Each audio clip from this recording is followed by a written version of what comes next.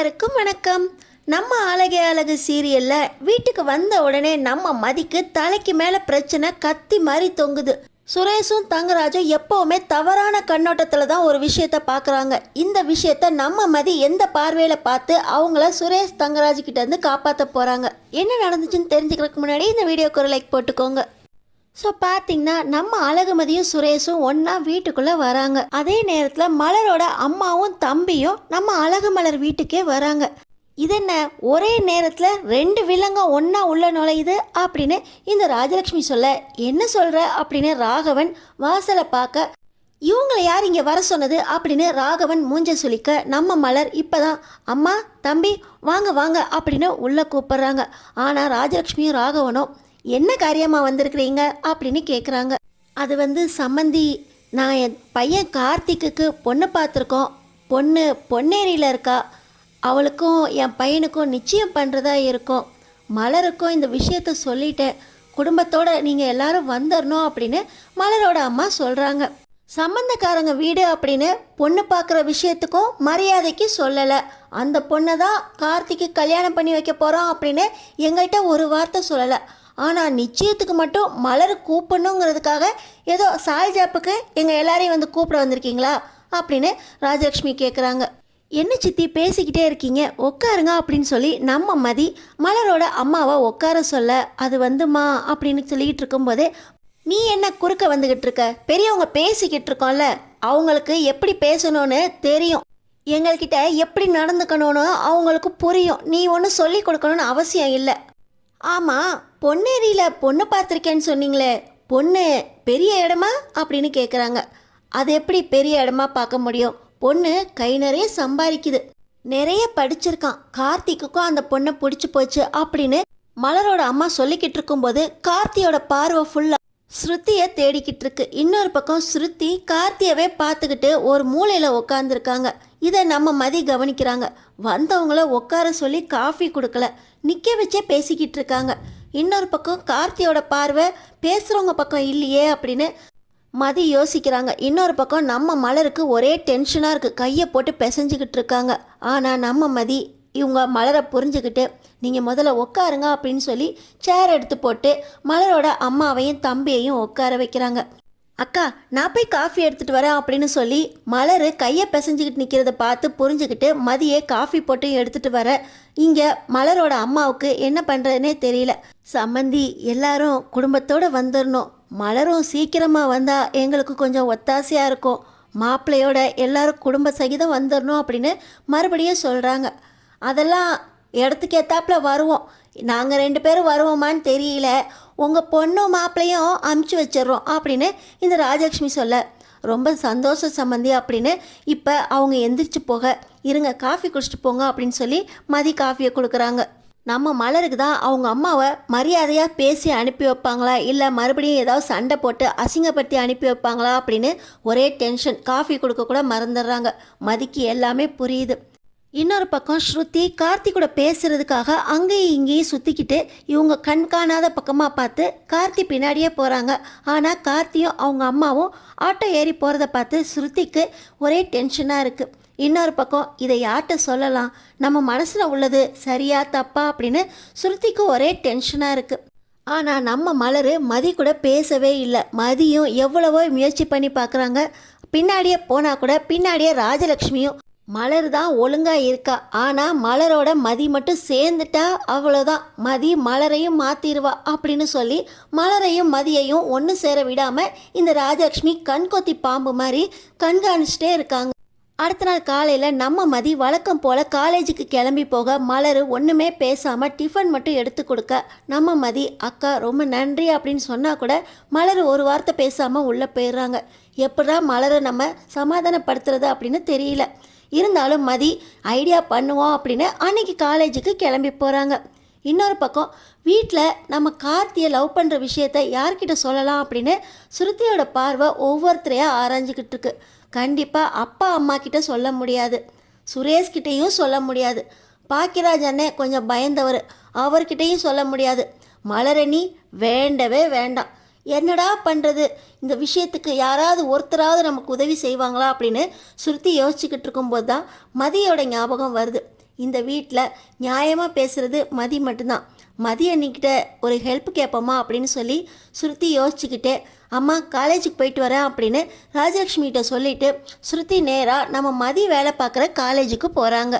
இன்னொரு பக்கம் பார்த்தீங்கன்னா கார்த்தியும் மலரக்காவை நம்ம வீட்டுக்கு கூப்பிட்டோம். ஆனால் அத்தையும் மாமாவும் மலரக்காவை விடுற மாதிரி தெரியல. அவங்கள ரொம்ப கொடுமைப்படுத்துகிறாங்க மாதிரி இருக்குது. நம்ம வீட்டுக்கு போனால் நம்மளை கவனித்தது மரியாதையாக நடத்துனது அந்த வீட்டில் புதுசாக வந்திருக்க மதியக்கா தான். மதியக்காவை பார்த்து பேசலாமா, அவங்கள்ட்ட உதவி கேட்கலாம் அப்படின்னு இந்த கார்த்தியும் மதியை பார்க்குறக்காக காலேஜுக்கு வராரு. நம்ம மதிக்கிட்ட உங்களை பார்க்குறக்கு கார்த்தி ஸ்ருதி அப்படின்னு 2 பேர் வந்திருக்காங்க அப்படின்னு இன்ஃபார்ம் பண்ணுறாங்க. இன்னொரு பக்கம் பார்த்தீங்கன்னா சுரேஷ் நம்ம மதி நேற்று மன்னிப்பு கேட்டாலே நம்ம ஒரு வார்த்தை கூட பேசலை. கொஞ்சம் அவள்கிட்ட விட்டு கொடுத்து பேசினா அவள் இறங்கி வருவாளோ அப்படின்னு யோசிச்சுக்கிட்டு இருக்காரு. அந்த நேரத்தில் மதி காலேஜ் பக்கமாக சுரேஷ் போய்கிட்டு இருக்காரு. போனவர் சரி இந்த பக்கம் தானே இருக்குது, ஒரு 8 அவள்கிட்ட பேசிட்டு போயிடலாம் அப்படின்னு முடிவு பண்ணி சுரேஷும் காலேஜுக்குள்ளே அவரோட யூனிஃபார்மோட நுழையிறாரு. இந்த நேரத்தில் தான் மதியை பார்க்குறக்கு வந்த கார்த்தியும் ஸ்ருதியும் சுரேஷோட கண்ணில் படுறாங்க. மதியை பார்க்க வந்த சுரேஷுக்கு ஸ்ருதியை பார்த்த உடனே பயங்கர கோபம். அதுவும் கார்த்தியும் கூட இருக்கானே. கார்த்தி ஒரு பக்கம் இருக்காரு, ஸ்ருதி ஒரு பக்கம் இருக்காரு. 2 பேரும் ஒருத்தர் பார்த்துக்கல. ஆனால் 2 பேருமே இங்கே இருக்கிறத சுரேஷ் பார்த்துட்டாரு. சுரேஷுக்கு பயங்கர கோபம் வந்துடுது. 2 பேரும் தனித்தனியாக உக்காந்தா உங்களை பற்றி எனக்கு தெரியாதா, ஏற்கனவே ஒருக்க நாங்கள் கார்த்தியை அசிங்கப்படுத்தி அனுப்பினோம் அப்படின்னு ஸ்ருதி பஸ் ஸ்டாப்புக்கே போய் கார்த்தியையும் அவங்க அம்மாவையும் பார்த்து பேசினான். நேற்று கூட கார்த்தி வீட்டுக்கு வந்தப்போ ஸ்ருதி கண்டிப்பாக இவனை பார்க்க போயிருப்பா. அதனால தான் 2 பேரும் ஜோடியாக வந்திருக்காங்க. யாருக்கும் தெரியக்கூடாது அப்படின்னு தனித்தனியாக உட்காந்துருக்காங்க. இவங்க எதுக்கு மதியோட காலேஜுக்கு வந்திருக்காங்க? மதியம் இவங்களுக்கு கூட்டம். இவங்க 2 பேருக்கும் மதி உதவி செய்கிறாளா? அப்போ இவங்களுக்குள்ளே என்ன இருக்கும் அப்படின்னு நிறைய யோசனை சுரேஷுக்குள்ளே ஓடுது. 2 பேரையும் சும்மா விடக்கூடாது. முதல்ல ஸ்ருதியை என்ன பண்ணுறது, மாமாவுக்கு ஃபோன் பண்ணி ஸ்ருதியை கூட்டிகிட்டு போக சொல்லிட்டு இந்த கார்த்தியை ஸ்டேஷனுக்கு கூட்டிகிட்டு போய் அடிக்கணும். காலேஜில் வச்சு ஸ்டூடெண்ட்டை அடித்தோம்னா அப்புறம் பெரிய பிரச்சனை ஆயிரும், நம்ம மேலே பிரச்சனை திரும்பிடும் அப்படின்னு சொல்லி சுரேஷ் பயங்கர கோவத்தோட தங்கராஜுக்கு கால் பண்ணுறாரு. தங்கராஜ் நான் இந்த பக்கம் தாண்டா இருக்கேன் அப்படின்னு சொல்லி சுரேஷ் கூப்பிட்ட உடனே நேராக மதியோட காலேஜுக்கு வர ஸ்ருதியை அவரை இழுத்துட்டு போகிறத நிறைய ஸ்டூடெண்ட்ஸ் பார்க்குறாங்க. வேறு ஒன்றும் இல்லை, இவ என்னோட தங்கச்சி தான் அப்படின்னு சொல்லி தங்கராஜ் ஏமாற்றி ஸ்ருதியை வண்டியில் ஏற்றிக்கிறாரு. இன்னொரு பக்கம் டேய் நீ ஸ்டேஷனுக்கு இழுத்துட்டு போ, அங்கே வந்து நான் இவனை கவனிச்சுக்கிறேன் அப்படின்னு சொல்லி சுரேஷுக்கும் சொல்ல இப்போ கார்த்தி சுரேஷ்கிட்ட மாட்டிக்க சுரேஷ் கார்த்தியை நீ வா உங்ககிட்ட கொஞ்சம் பேசணும் அப்படின்னு சொல்லி கூட்டிகிட்டு போகிறாங்க. இல்லை மாமா நான் சும்மா தான் இங்கே வந்தேன் அப்படின்னு கார்த்தி சமாளிக்க நீ என்ன சும்மா வந்தாலும் இப்போ ஏன் கூட வா அப்படின்னு சொல்லி கார்த்தியை இழுத்துட்டு போகிறாரு சுரேஷ். இப்போ நம்ம அழகுமதி அவங்களோட டிபார்ட்மெண்ட்லேருந்து கார்த்தியும் ஸ்ருதியும் பார்க்க வந்திருக்காங்க இல்லையா, அவங்கள பார்க்குறதுக்காக வராங்க. அதுக்குள்ளே இவ்வளோ விஷயம் நடந்து போயிடுச்சு. என்னை பார்க்க வந்தவங்க எங்கே அப்படின்னு அட்டெண்டண்ட்டை கேட்க அந்த பொண்ணு உங்களை பார்க்க தான் வந்திருந்தாங்க, ஆனால் இடையில நேற்று பிரின்சிபலை பார்க்குறதுக்கு ஒருத்தர் வந்திருந்தாரே தங்கராஜ்னு, அவர் வந்து கூட்டிகிட்டு போயிட்டாரு.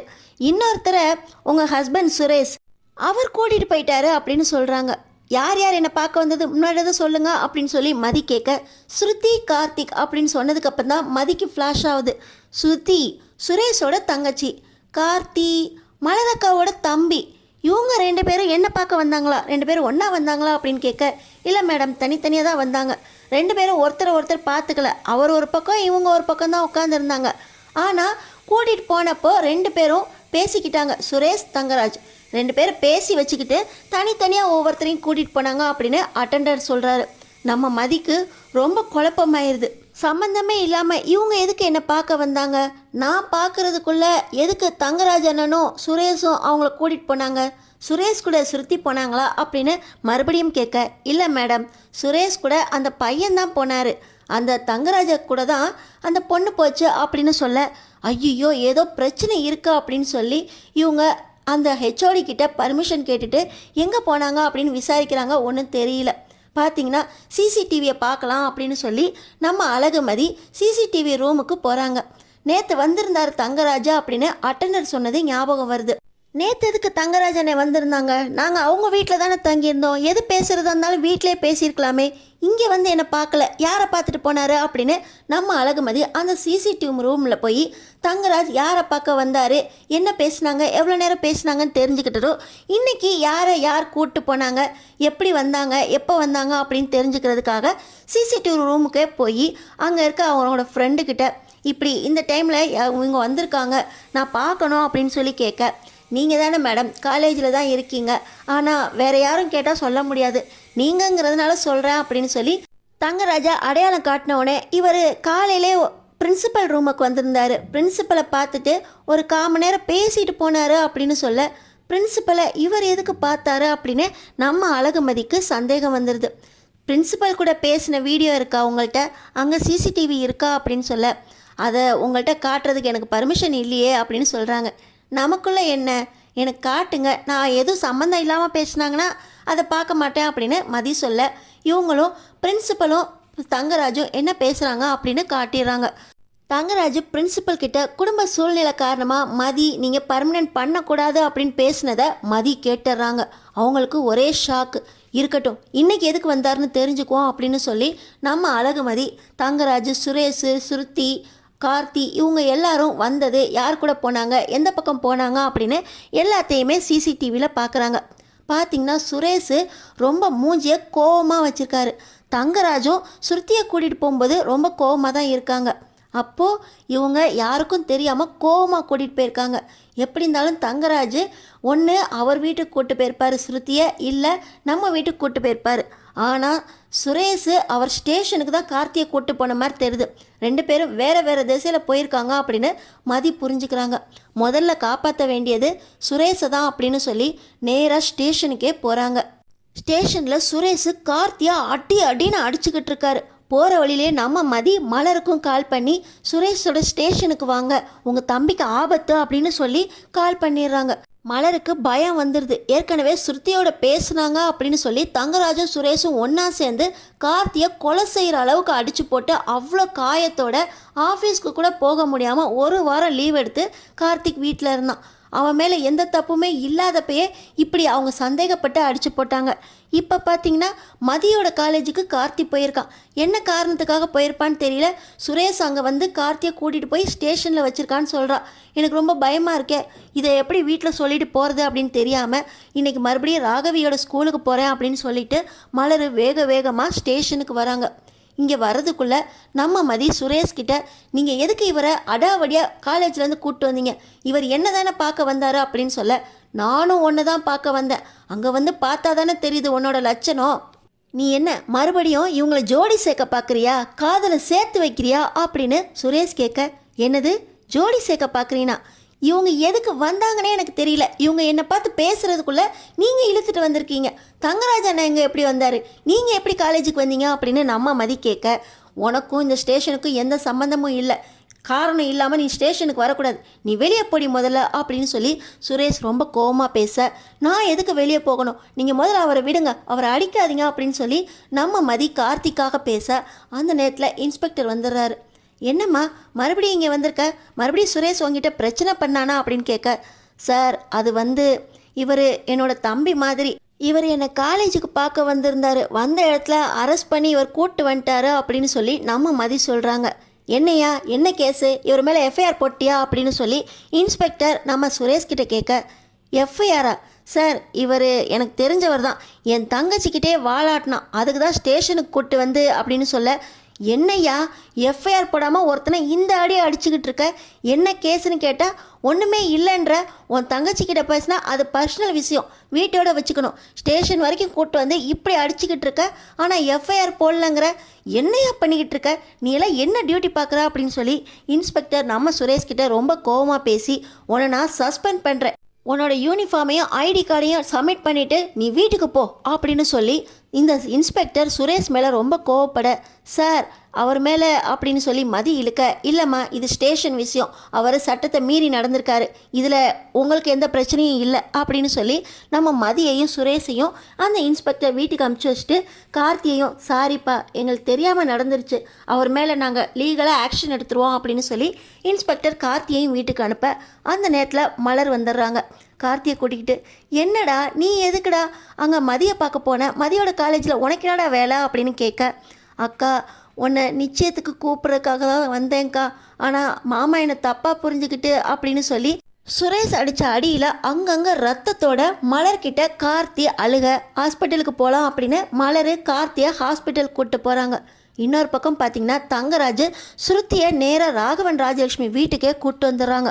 வந்தவர் ஓங்கி அடிக்க போக அங்கே இருக்க பாக்கியராஜ், எதுக்காக என் தங்கச்சி மேலே கை வைக்க போகிறீங்க, என் தங்கச்சியை கண்டிக்கிறதுக்கு எனக்கு தெரியும், என் தங்கச்சி சுற்றி என்ன தப்பு பண்ணானே இப்படி அடிக்க வரீங்க அப்படின்னு சொல்லி பாக்கியராஜ் தங்கராஜோட கையை பிடிக்க, மாமா நான் ஏற்கனவே எச்சரிச்சிருந்தேன், இவ சரியில்லை, இவளும் கார்த்தியும் பழகுறாங்க, அதனால் சீக்கிரமே கல்யாணத்தை பண்ணி வைங்க, பொண்ணை வீட்டில் வைக்காதீங்கன்னு சொன்னேன், ஆனால் நீங்கள் தான் கவர்மெண்ட் வேலை கிடைக்குது, அவள் எக்ஸாம் எழுதுவா படிக்கிறா அப்படின்னு சொல்லி வீட்டில் சும்மா வச்சுருந்தீங்க, இவ வேலையை காட்டிட்டா தெரியுமா, கார்த்தியும் ஸ்ருதியும் ஒன்றா காலேஜில் மீட் பண்ணி பேசுகிறாங்க, இதுக்கு மதியம் உடந்தையா இருக்கா அப்படின்னு தங்கராஜ் சொல்ல, என்ன மாப்பிள்ள சொல்கிறீங்க, கார்த்தியும் ஸ்ருதியும் ஜோடியவா, கேட்கும்போதே நாராசமாக இருக்குதே, அவன் கெட்ட கேட்டுக்கு அவன் ஒரு வீணா போன பையன், அவனுக்கு சொந்தமாக வேலை கூட இல்லை, கவர்மெண்ட் ஜாபு கூட பார்க்கல, அவங்க வீட்லேயே அவனோட வசதிக்கும் தகுதிக்கும் தகுந்த மாதிரி ஏதோ ஒரு வீணா போன பொண்ணை கல்யாணம் பண்ணி வைக்கிற பார்த்துக்கிட்டு இருக்காங்க,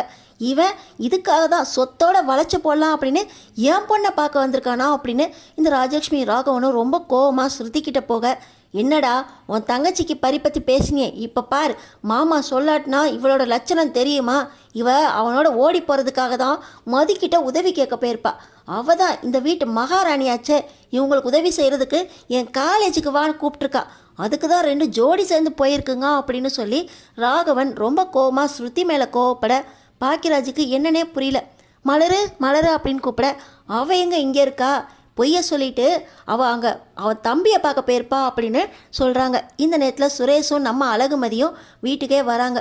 சுரேஷ் ரொம்ப கோவமாக வீட்டுக்குள்ளே நுழைய மதிக்கு என்னன்னே புரியல. இன்னொரு பக்கம் மலர் கார்த்தியா ஹாஸ்பிட்டலில் சேர்த்து அவங்க அம்மாக்கிட்டே இன்ஃபார்ம் பண்ணிவிட்டு வீட்டுக்கு அழுதுகிட்டே வர, எங்கடி போயிட்டு வர, உன் தம்பியை காப்பாற்றிட்டு வரியா, உன் தம்பியோட லட்சணம் தெரிஞ்சுதானே சுருத்தியை பொண்ணு கேட்டுருவாங்களோன்னு பயந்து நேற்று சொல்லிக்கிட்டு இருந்தேன், இன்றைக்கி பார்த்தியா பொண்ணு கேட்கல, அப்படியே இழுத்துட்டு போகலான் இருக்கான், குடும்பமே ஒன்றா சேர்ந்து வசதியான வீட்டு பசங்களாக பார்த்துக்கிட்டு இருக்கீங்களா, நீ என்னன்னா பாக்கியராஜ குடி இழுத்துட்டு வந்த, உன் தம்பி என்னன்னா இந்த வீட்டு பொண்ணை இழுத்துட்டு போக பார்க்குறான், மாப்பிள்ளை மட்டும் இல்லைன்னா இன்னைக்கு இவ அவனை இழுத்துட்டு ஓடி போயிருப்பா இல்லை அப்படின்னு சொல்லி இந்த ராஜலக்ஷ்மி ஸ்ருதியை போட்டு அடிக்க போக, என்ன பேசிக்கிட்டு இருக்கீங்க, அவங்க 2 பேரும் ஒருத்தருக்கு ஒருத்தர் எதுக்காக வந்தாங்கன்னே தெரியாது, இவங்க ஒரு பக்கம் அவங்க ஒரு பக்கம் காலேஜில் இருந்தாங்க, இதில் நான் அவங்கள பார்த்து பேசுகிறதுக்குள்ளேயே இந்த தங்கராஜ் அண்ணனும் சுரேஷும் அவங்கவுங்க வேலையை இழுத்துட்டு போய் அவங்கவுங்க வேலையை காட்ட ஆரம்பிச்சிட்டாங்க, நீங்கள் என்னென்னா 2 பேரையும் ஜோடி சேர்த்து வச்சு பேசிக்கிட்டு இருக்கீங்க அப்படின்னு நம்ம மதி சொல்ல, நம்ம மலரும் கார்த்தி தப்பான எண்ணத்தோட பார்க்க வரல, மதிக்கிட்ட பார்த்து என்ன அவனோட நிச்சயத்துக்கு கூப்பிட்றதுக்கு தான் சொல்கிறதுக்காக வந்திருந்தான், நேற்று அவங்கிட்ட ஒழுங்காக பேசலைன்னு மதி மூலமாக என்னை வர வைக்கிறதுக்காக தான் அங்கே போயிருந்தான், கார்த்தி மேலே எந்த தப்பும் இல்லை, உங்கள் சொத்து மேலே எங்களுக்கு ஆசையும் இல்லை, அவனுக்கு பாசம் மட்டும்தான் முக்கியம் அப்படின்னு மலர் அழுகுறாங்க. இன்னொரு பக்கம் பார்த்தீங்கன்னா ஸ்ருதி, எனக்கு கார்த்தி தான் வேணும், இப்படிப்பட்ட கார்த்தியை விடுறதுக்கு மனசு இல்லாமல் உதவி கேட்குறதுக்காக தான் அங்கே போனேன் அப்படின்னு மலர் அங்கே ஒரு பக்கம் சத்தம் போட, இப்போ தான் மதிக்கு புரியுது ஸ்ருதிக்கு கார்த்தி மேலே ஆசை இருக்குது, ஆனால் கார்த்தி இதை பற்றி தெரியாமல் என்னை பார்க்குறக்கு வந்திருக்காரு, 2 பேர் ஒன்றா வந்திருக்காங்கன்னு நினச்சி இவ்வளோ தப்பு நடந்துருச்சா அப்படின்னு மதிக்கு புரியுது. ஸ்ருதியும் கார்த்தியும் ஒன்று சேர்றதுக்கு ஏதாவது வாய்ப்பு இருக்கா, தங்கராஜும் சுரேஷும் கண்டிப்பாக விடவே மாட்டாங்கன்னு நினைக்கிறவங்க நம்ம சேனலுக்கு சப்ஸ்கிரைப் பண்ணி அடுத்தடுத்து என்ன நடக்க போகுதுன்னு பாருங்கள்.